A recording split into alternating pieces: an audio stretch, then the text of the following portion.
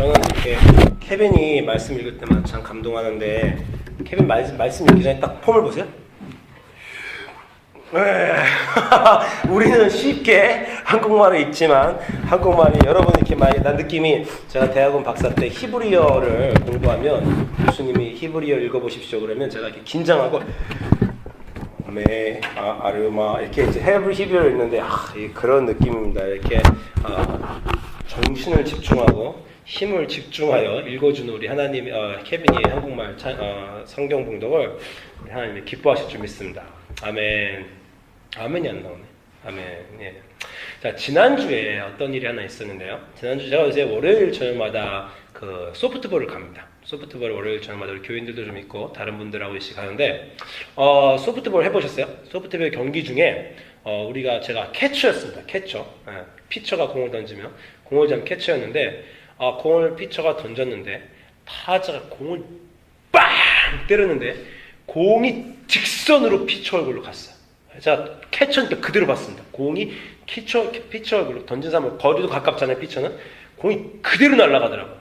근데 피처가 글러브로 손을 확 올리면서 딱 이렇게 글러브로 맞고 얼굴을 피했어요. 굉장히 위험한 상황이었습니다.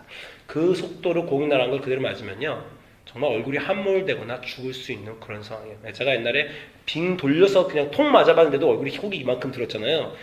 그 속도로 이빨을 세게 때린 거를 직선으로 날아가는 거예요. 피처가 잠깐 정신 놓고 있다가 그대로 얼굴 맞았으면 죽었을 겁니다.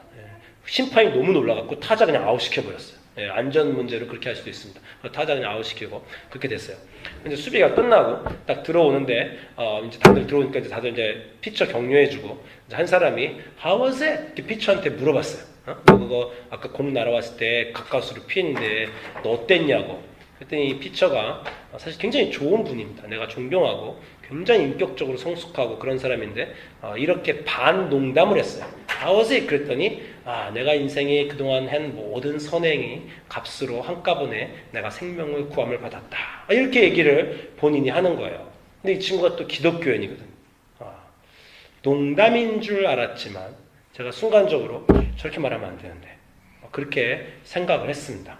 그래서 곧바로 제가 고쳐줬어요. 그렇게 말하면 안 되지. 하나님이 방금 전에 너의 생명을 구해 주셨다라고 그렇게 고백해야지. 이게 좀 웃는 상황이고 이제 다 그런데 반 농담이지만 이 친구는 이제 뭐 자랑할 생각도 아니었지만 그냥 내가 평생에 한 선행이 다 나를 지금 이 순간에 구해줬다 이렇게 말하길래 제가 기독교인이면 그렇게 말하면 안 되지. 하나님이, 왜냐하면 좀 전의 상황은요, 생명이 달렸던 문제거든.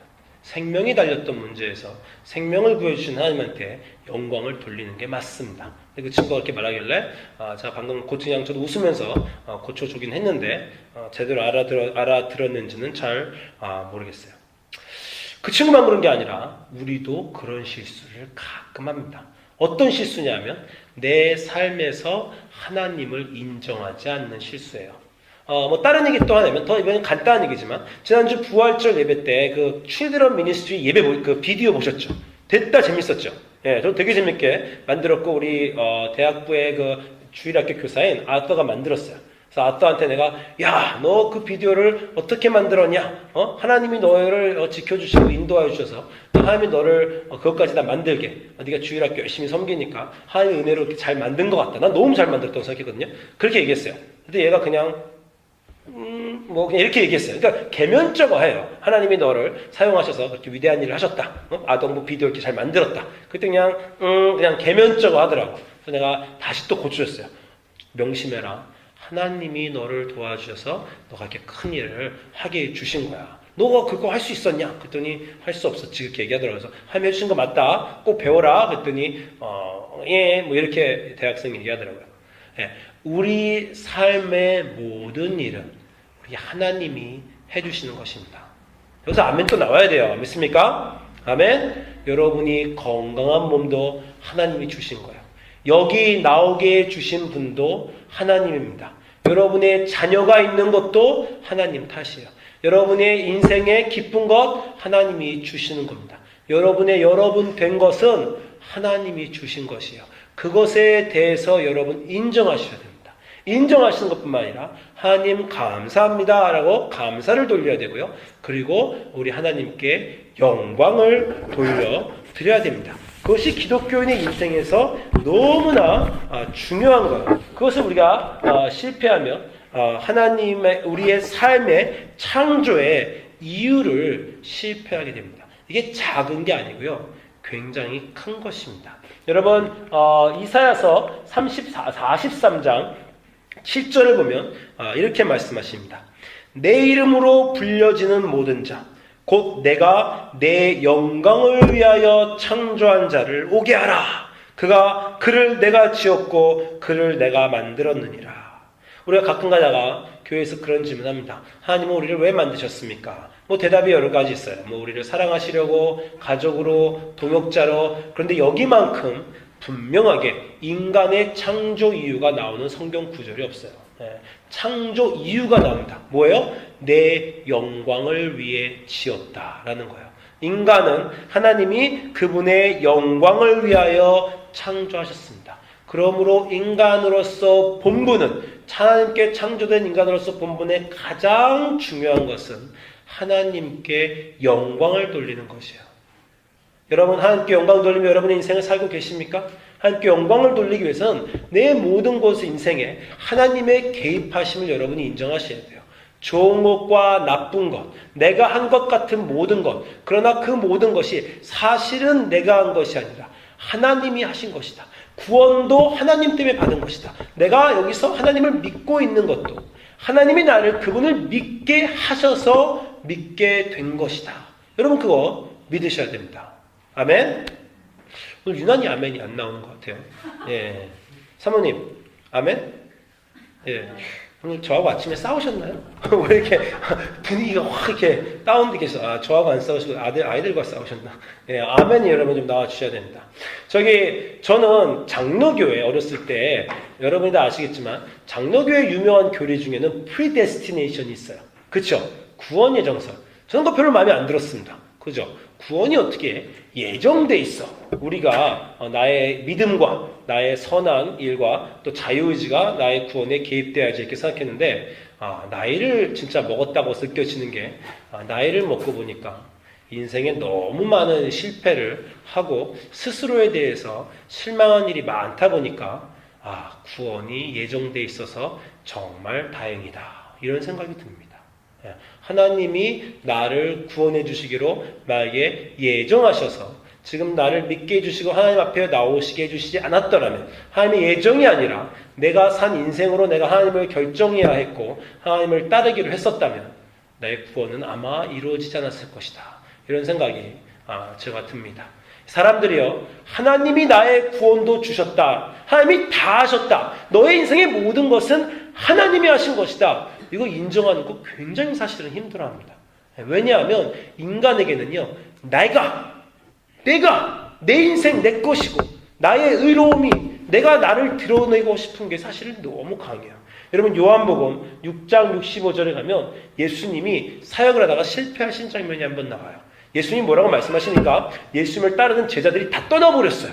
그런 장면도 있었습니다. 교인들이 떠나갈 때마다 이 말씀이 얼마나 위로가 되는지 몰라요.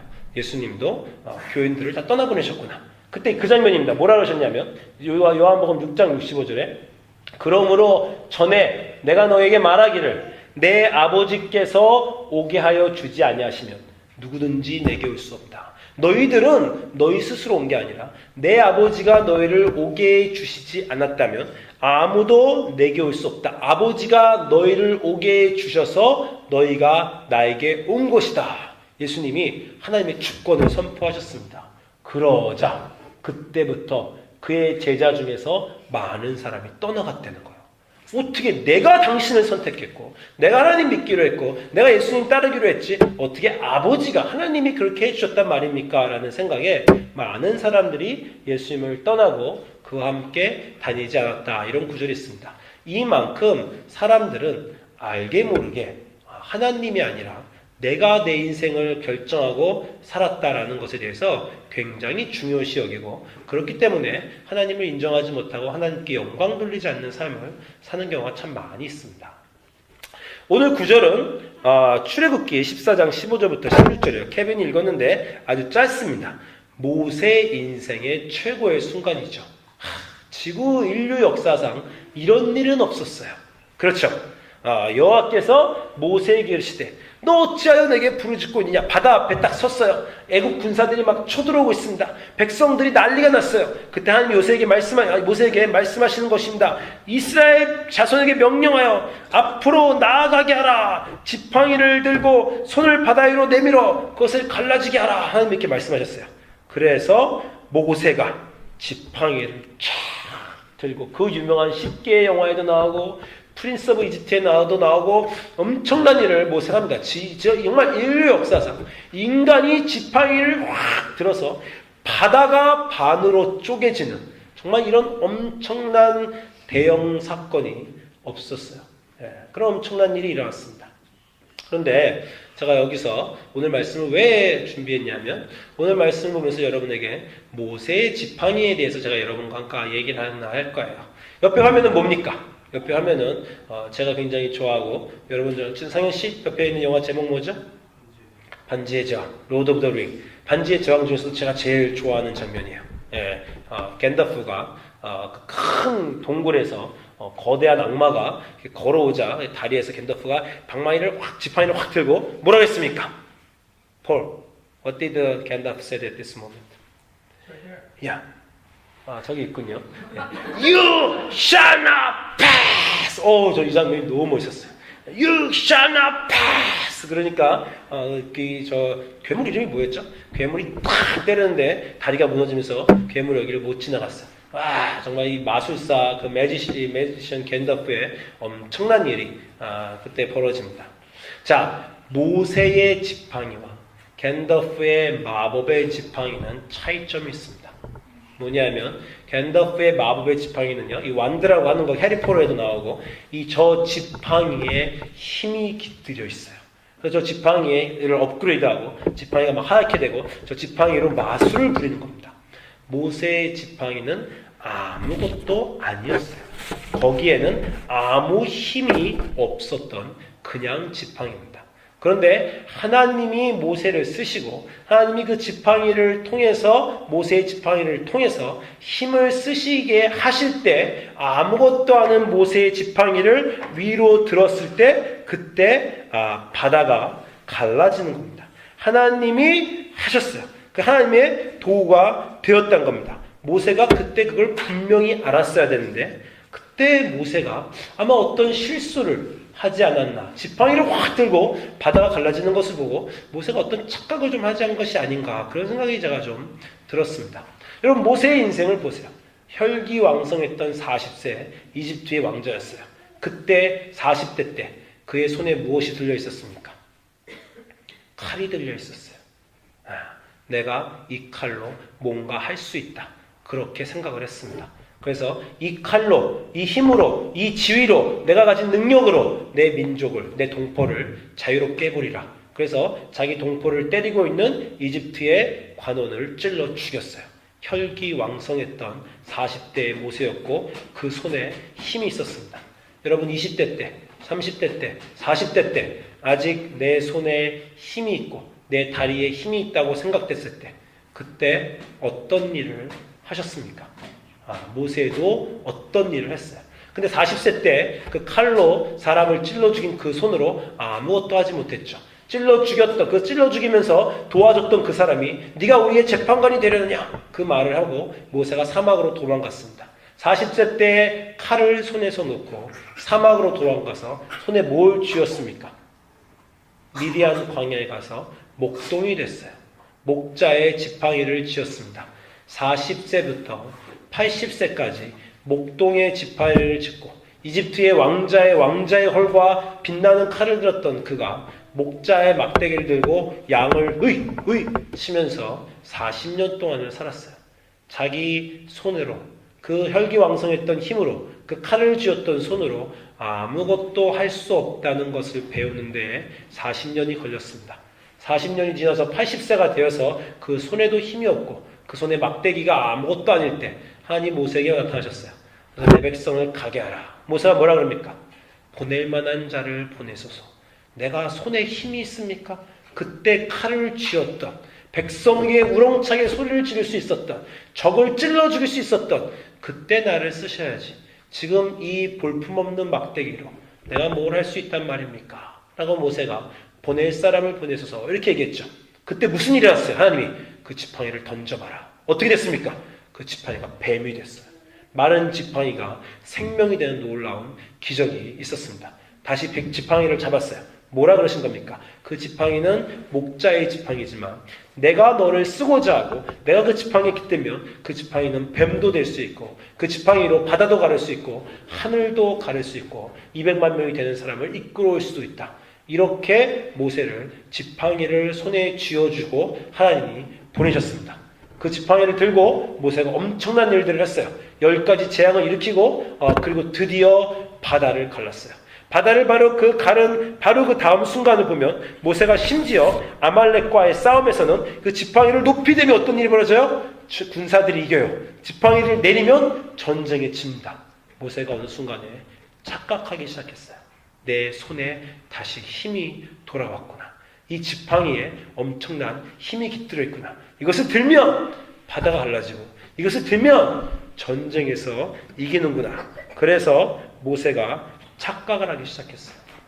모세 인생의 최고의 순간, 바다를 갈랐던 그 영광의 순간이 자칫 잘못하면 최악의 순간을 만들게 되었습니다. 그 최악의 순간은 뭡니까? 민수기 20장을 보시면 이제 하나님이 그래서 모세가 여기서 중요하게 착각한 것이 하나 있어요. 14장 21절을 보면 모세가 바다 위로 손을 확 내밀었습니다. 바다 위로 모세가 지팡이를 내밀어서 바다가 갈라진 게 아니에요.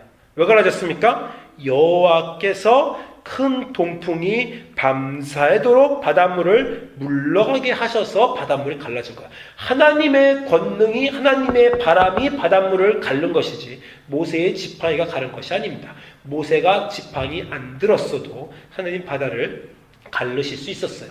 그런데 바다를 갈르시는 위대한 일에 모세를 초청하셔서 동참시켜 주셨어요. 우리가 우리의 인생에서 어떤 것을 결정하든지 안 하든지 하나님 그거 해 주실 수 있습니다. 여러분 인생에서 나 그때 그거 참 잘했다 라고 생각되는 거 생각해 보세요. 그때 열심히 공부해서 그 학위 딴 거, 그때 잘 결정한 거, 그때 집을 산 거, 그때 열심히 노력한 거, 그거 없었어도 하나님 여러분의 지금의 여러분으로 만들어 주실 수 있었습니다. 우리가 한 게 아니에요. 또는 여러분이 실패한 것들 생각해 보세요. 그때 여러분이 실패한 것 아니었어도 하나님이 여전히 여러분을 지금의 여러분으로 만들어 주실 수 있었어요. 근데 모세가 그걸 착각해서 이제 민수기에서 백성들이 목이 말라서 우리에게 물을 주십시오 라고 말하자 민수기 20장 10절에 모세가 이렇게 말합니다. 모세와 아론이 회중을 그 반석 앞에 모으고 그들에게 이르되 반역한 너희여 들으라. 우리가 너희를 위하여 이 반석에서 물을 내랴. 우리가 너희를 위하여 이 반석에서 물을 내랴. 모세가 그의 손을 들어 그의 지팡이로 반석을 2번 치리 물이 많이 솟아나왔습니다. 하나님이 모세에게 그 지팡이로 저기를 치라 그랬어요. 똑같죠? 하나님 모세에게 지팡이를 들어서 바닷물을 가르게 하라고 하셨어요. 지팡이를 들어서 모세가 바다를 가르게 한 게 아니라 모세가 지팡이를 들자 하나님이 은혜로 바다를 가르게 주신 겁니다. 모세가 지팡이로 바윗돌을 치면 그 지팡이에 힘이 있어서 바윗돌에서 물이 나온 게 아니라 하나님이 물을 내게 주신 것인데 모세가 어느 순간에 착각을 했어요. 이 지팡이에 내 손에 내가 할 수 있는 것이 있나 보다. 그래서 지팡이로 우리가 물을 내랴. 하나님이 물을 주신다가 아니라 우리가 물을 내겠다 하고 그 지팡이를 쳤습니다. 그래서 그 유명한 가나안 땅에 못 들어간 이유가 되었어요.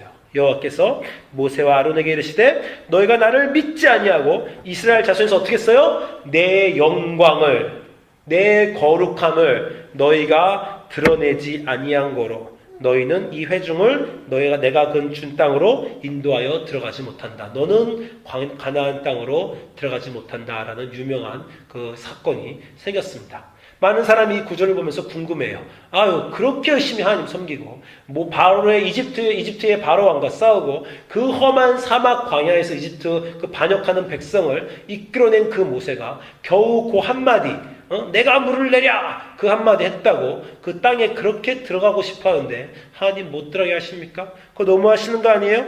신명기 3장 25절에 보면요. 모세가 진짜 가고 싶어 했어요.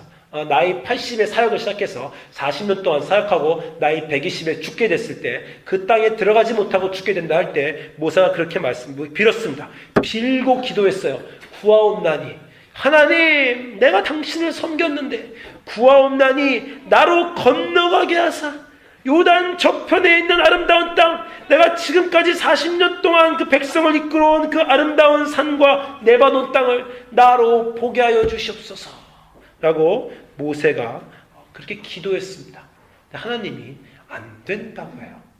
안 된다고 하는 게 우리가 굉장히 야속할 수 있는데 저는 그렇게 느껴집니다. 하나님이 이렇게 말씀하셨던 것 같아요. 다른 사람은 다 그 실수를 한다 하더라도 너는 아니지.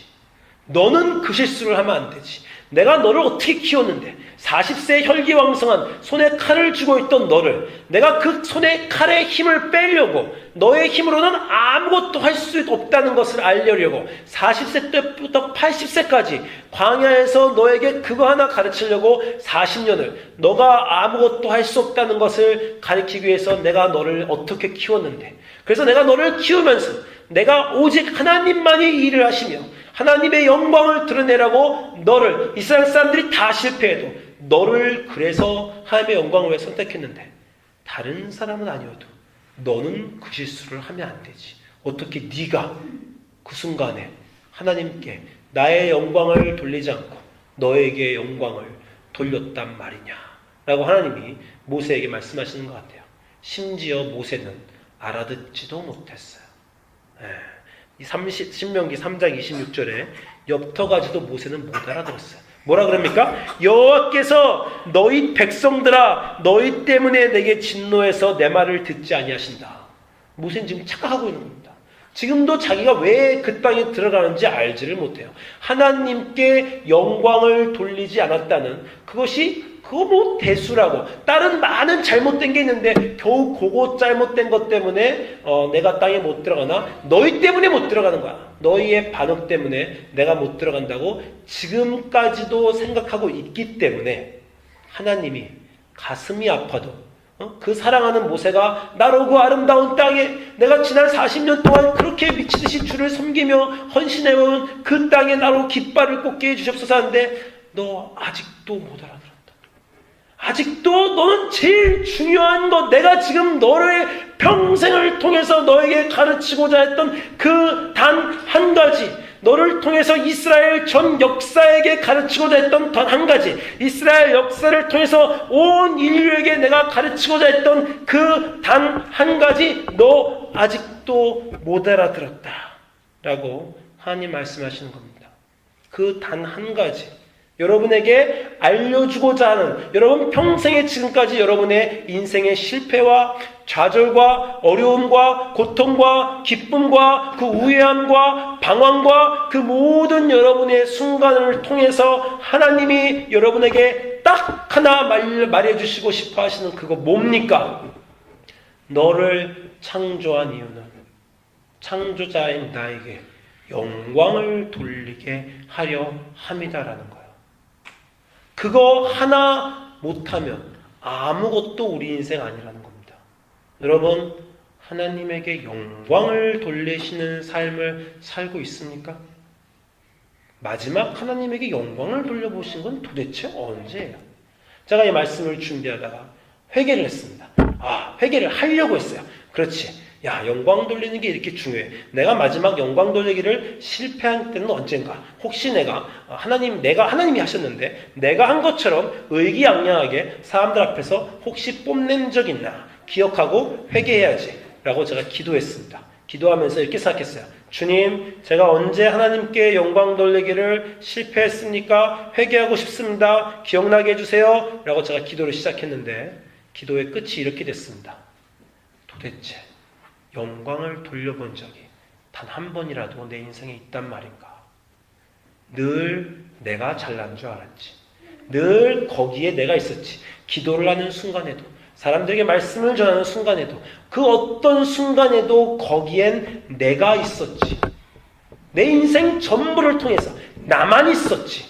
단 한 번이라도 거기에 내가 하나님 당신이 왕이십니다. 하나님 당신이 다 하셨습니다. 내 인생은 당신의 것입니다. 예수님을 믿게 된 것도 하나님이 믿게 해주신 것입니다. 지금까지 내가 인생에 잘한 것이 단 한 가지라도 있다면 그것도 하나님이 해주신 겁니다. 난 단 한 번이라도 좋은 결정을 했다면 그것도 하나님이 해주신 겁니다. 그 순간에 사람들이 혹시 나에게 잘했다고 말하는 그 순간에 나는 아무것도 아니고 하나님만이 하신 것입니다.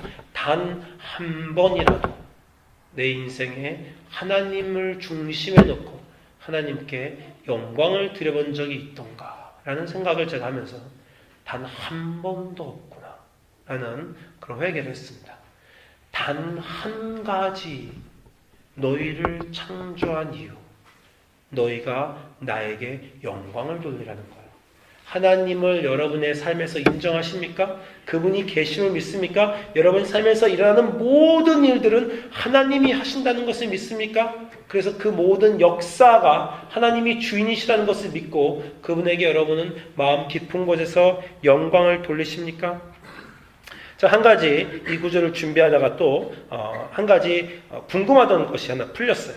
사도행전 12장 가면 어떤 이상한 얘기가 하나 나오는데 악한 헤롯 왕이 예수님의 제자를 죽입니다. 예수님의 12제자 중에 처음으로 가룟 유다 자살한 사람 말고 처음으로 예수님 12제자 중에 죽임을 당해서 순교자가 된 사람이 야고보예요. 사도행전 12장 1절에 이렇게 말합니다. 그때 헤롯 왕이 손을 들어 교회 중에 몇 사람을 헤아려 하여 요한의 형제 야고보를 칼로 죽였어요.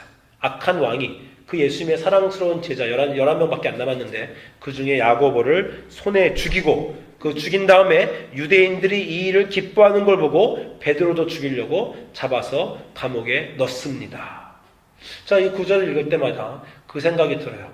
어떻게 키운 야고보인데 예수님이 얼마나 공로를 들여서 애써서 키운 그 12제자 중에 겨우 남은 야고보인데 그게 헤롯 왕이 칼로 그냥 죽여버릴 때 하나님 왜 그때 개입하셔서 감옥문 열고 칼 부수고 왜 야고보를 그때 헤롯 왕의 손에서 구해주지 않으셨나? 제가 이런 궁금증이 그때 들었습니다. 우습게도요, 이 헤롯 왕은 좀 있다가 죽습니다. 죽는 이유가 야고보를 죽여서 죽는 게 아니에요. 이 끝에 12장 21절에 갔더니 이상한 구절이 또 나와요. 헤롯 왕이 나를 택하여 왕복을 입고 단상에 앉아 백성에게 연설했어요. 왕이니까 백성에게 연설했습니다. 왕이 연설하자 백성들이 크게 부르되 야! 이 꼭 왕의 말이 신의 소리 같다. 왕의 목소리는 신의 소리요 사람의 소리가 아니다. 그리고 헤롯 왕을 백성이 칭찬했어요. 헤롯 왕이 아까 야고보를 죽인 건 얼마나 악한 겁니까? 그때 벌 안 받았어요.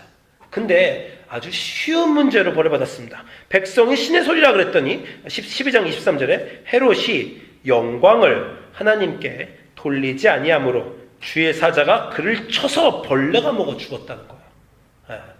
뭐 별거 아닙니다. 그죠? 그냥 사람들이 헤롯 왕 당신 대단하시오. 당신의 말이 신의 소리 같아요. 그랬더니 헤롯 왕이 잠깐 그냥 기분 좋아서 가만히 있다가 그냥 한테 맞아 죽었어요.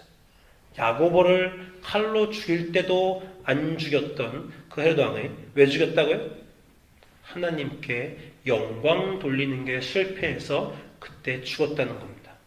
하나님께 영광을 돌리는 문제는, 하나님께 영광을 돌리는 것을 실패하는 문제는 작은 문제가 아닙니다. 모세는 아주 작은 실수라고 생각했어요. 그냥 말실수 한 번 했어요. 말실수 한 번 하고 자기가 끝내 그 땅에 못 들어갈 때도 그 실수 때문에 못 들어간다는 건 생각도 못해서 백성들만 탓했어요.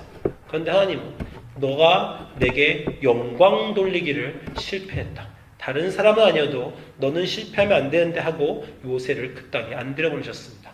왕이 그냥 별거 나쁜 말을 한 것도 아니고 하나님께 영광 돌리는 말을 한 것을 실패해서 헤롯 왕이 그 자리에 죽었어요. 그래서 제가 제 동료한테 깜짝 놀라서 말한 겁니다. 너의 선행으로 지금 네가 야구공에서 피한 게 아니라 하나님이 너를 살려주셨음을 빨리 인정해라. 제가 말한 겁니다.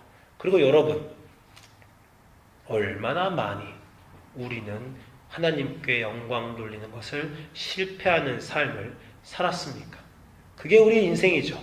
우리도 모세처럼 그렇게 됐었어야 되고, 우리도 헤롯왕처럼 벌써 죽었어야 됩니다. 우리의 죄로 하나님이 보응하셨었더라면. 그런데 매일매일 하나님께 영광 돌리는 것을 실패하는 그 매 순간마다 하나님이 은혜로 또 넘어가 주시고, 창조했던 이유를 지켜내지 못하는 이 창조물들을, 이 불쌍한 죄인들을 지금도 예수님의 보혈로, 은혜로, 여러분 지금 숨 쉬고 있는 것도 감사하셔야 됩니다.